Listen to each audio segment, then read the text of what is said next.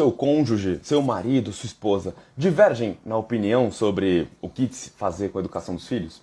Tem uns que querem cobrar mais, outros que querem cobrar menos. Você é o que cobra mais ou é o que cobra menos?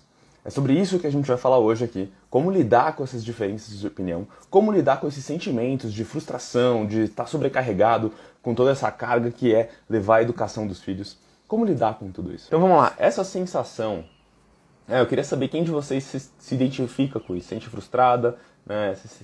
Sente que está sobrecarregada com isso, com os estudos dos filhos. Às vezes a opinião do cônjuge diverge um pouco da sua. Por que eu estou perguntando isso, gente? Porque as crianças e os adolescentes, eles estão vendo isso acontecer, né? E eles estão aprendendo com isso também. Tá? Então, agora, a gente precisa prestar atenção sobre o que eles estão aprendendo com essa divergência de opinião que vocês têm. Né? Como eu falei, na verdade a Roseli Saião falou quando a gente fez a live juntos, né?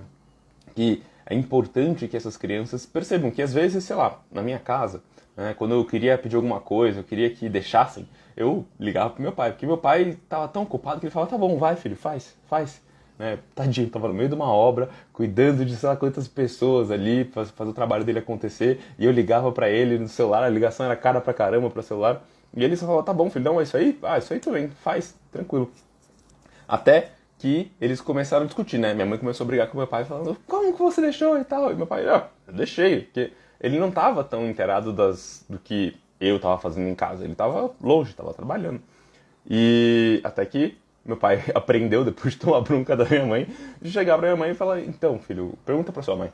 Né? Ah, mas a mãe não tá em casa. Mas você tentou falar com ela? Aí eu já falava não, ele já sabia que eu tava tentando pedir pra ele primeiro. E aí ele falava, não, então, quando eu chegar em casa a gente conversa. Porque aí, acho que vem a primeira lição aí, de quando a gente tá falando sobre tomada de decisão com relação à vida das crianças e dos adolescentes, que é, você não precisa decidir tudo na hora. Né? E anota essa aí. Às vezes a gente acha que a gente tem que tomar decisão na hora e a gente não precisa, gente. A gente pode falar, tá, pera só um pouquinho, vou pensar e depois eu te falo. Né? E aí, nesse pensar, tem a conversa com o outro lado. E aí, o que você acha?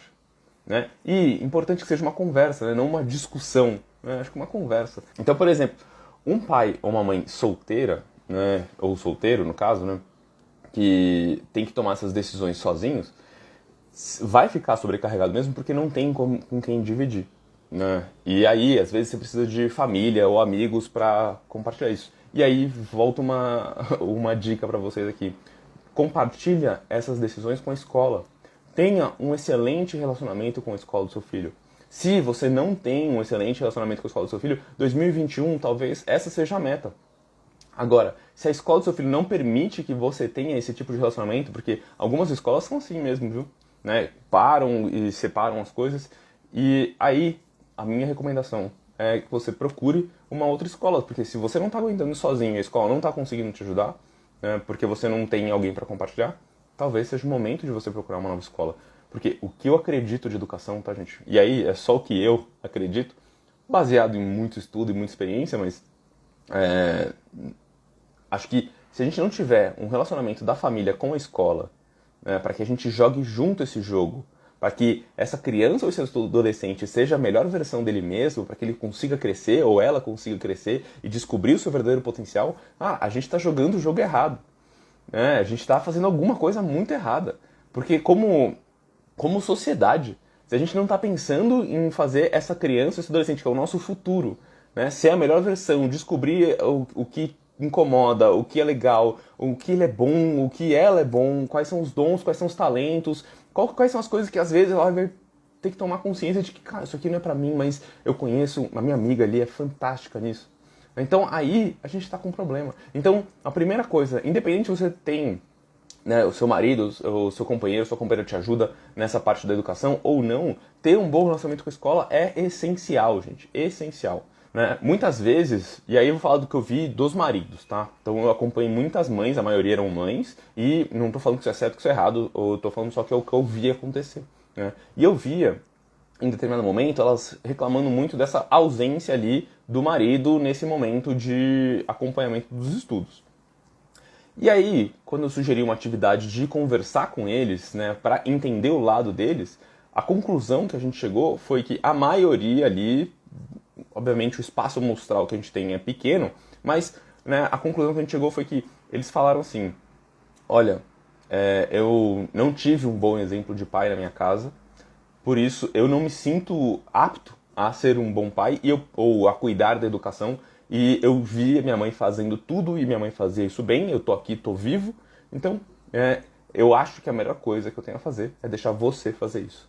Então, né, quando eu vi nessas situações específicas, tá, gente? Não estou falando que isso é o certo, mas eu vi os pais dessas crianças se ausentando desse momento de educação porque eles acreditavam que era o melhor para os filhos.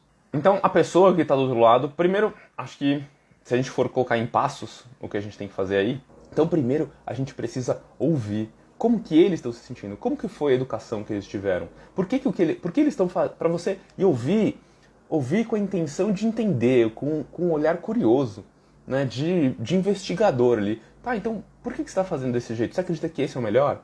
Né? Se sim, show! Então vamos estudar juntos sobre educação para entender o que é o melhor hoje, né? Já que e aí, por exemplo, tem uma coisa que eu aprendi com o Thiago Tamborini, que é, você teve a idade do seu filho, mas você não teve a idade do seu filho no momento que vivemos hoje. Você não teve a idade do seu filho no mundo onde você pode apertar 3 botões aqui no seu celular e chega um carro para te buscar em casa, que é o Uber ou o 99, né, ou os aplicativos de mobilidade. Né? Você não teve a idade do seu filho num mundo onde você pode apertar 2 botões aqui e tá ao vivo falando com 13 pessoas de lugares completamente inesperados, do Brasil inteiro, do mundo até, que eu sei que tem mãe da Holanda e da Argentina que me acompanha aqui. Então, você não teve a idade do seu filho na época que vivemos hoje. Você não teve a idade do seu filho numa pandemia, para ficar preso em casa. Então, ok, cara, entendo que você funcionou para você, legal, que bom.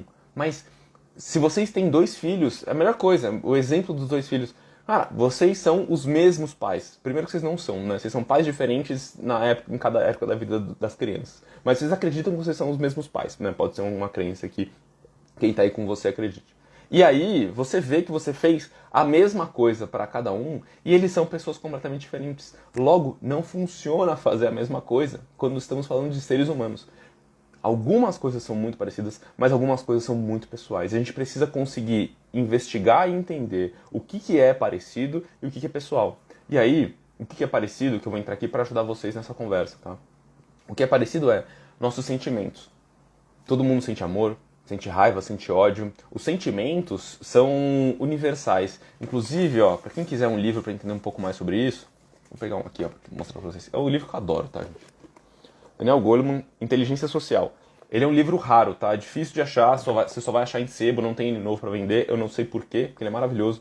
Mas aqui, ele fala um pouco dessa parte, tanto nesse aqui e no do John Gottman sobre a arte de educar nossos filhos. Sentir é normal para todo mundo. Algumas pessoas sentem e aprendem a omitir esses sentimentos. Então, quando a gente conversa sobre sentimentos, a gente tem uma chance muito maior de quem está do outro lado entender o que a gente está passando.